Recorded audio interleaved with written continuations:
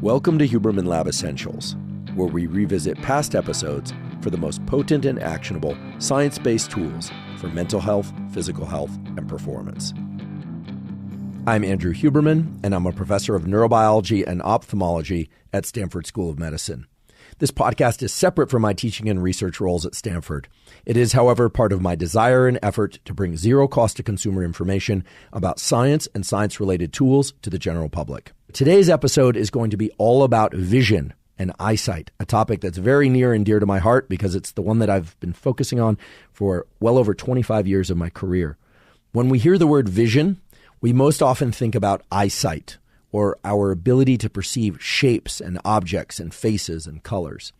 However, our eyes are responsible for much more than that, including our mood, our level of alertness, and all of that is included in what we call vision. What is vision? Well, vision starts with the eyes. We have what's called extraocular light perception. While it feels good to have light on our skin, while it feels good to be outside in the sunlight for most people, the only way that light information can get to the cells of your body is through these two little goodies on the front of your face. And for those of you listening, I'm just pointing to my eyes.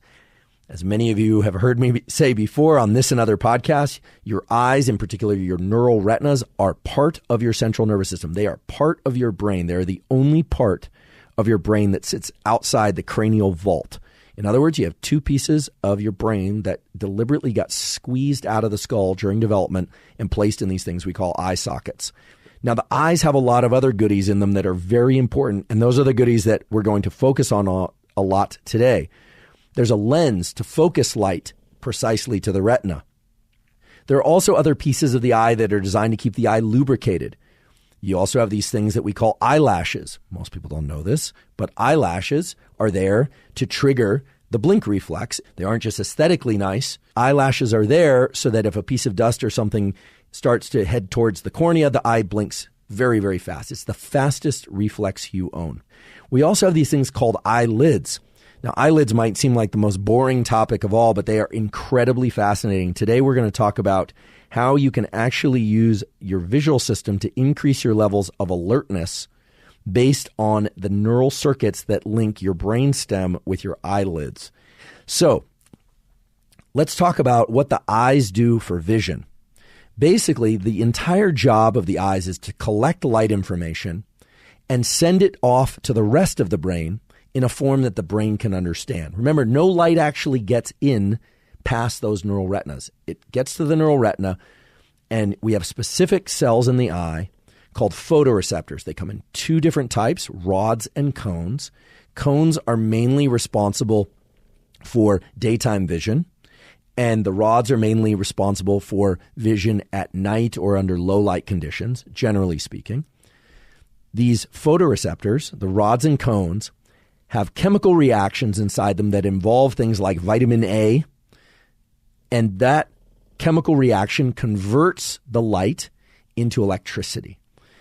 Within the eye, within the retina, there are then a series of stages of processing, and that information eventually gets sent into the brain by a very specific class of neurons.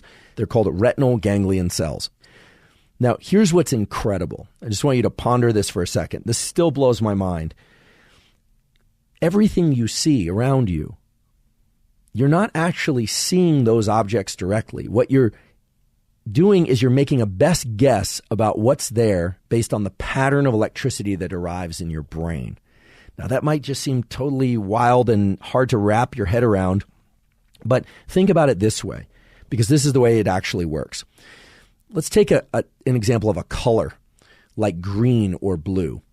You have cones in your eye that respond best to the wavelength of light that is reflected off, say, a green apple. So you don't actually see the green apple. What you see is the light bouncing off that green apple, and it goes into your eye, and you see it and perceive it as round and green, but not because you see anything green. No green light arrives in your brain.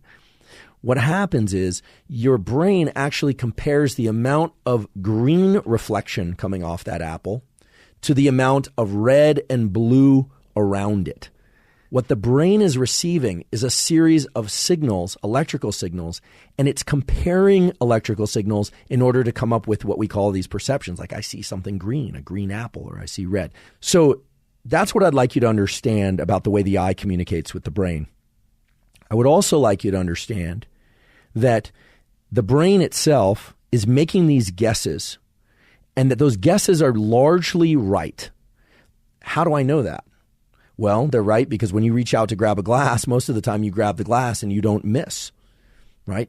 Most of the time when you make judgments about the world around you based on your visual impression of them, it allows you to move functionally through the world. So the brain is doing these incredible things. It's also creating depth, a sense of depth, even though what arrives from the retina is essentially a readout of a two-dimensional flat image. Your eyes are slightly offset from one another, so that, for instance, if I look at you, if you were standing right in front of me right now and I were to look at you, the image of your face, the light bouncing off your face, to be more precise, lands on one eye in a slightly different location than it does in the other eye, and then the brain does math. It basically does the equivalent of geometry and trigonometry and essentially figures out how far away you are from me, which is just incredible. So the brain does all this very, very fast, and the brain uses about 40 to 50% of its total real estate for vision. That's how important vision is. Now I want to talk about the other aspect of vision, which is the stuff that you don't perceive, the subconscious stuff. And then we'll transition directly into how you can use light and eyesight to control this other stuff, because it's very important. And that other stuff is mood, sleep, and appetite. And there are ways in which you can use these same protocols that I will describe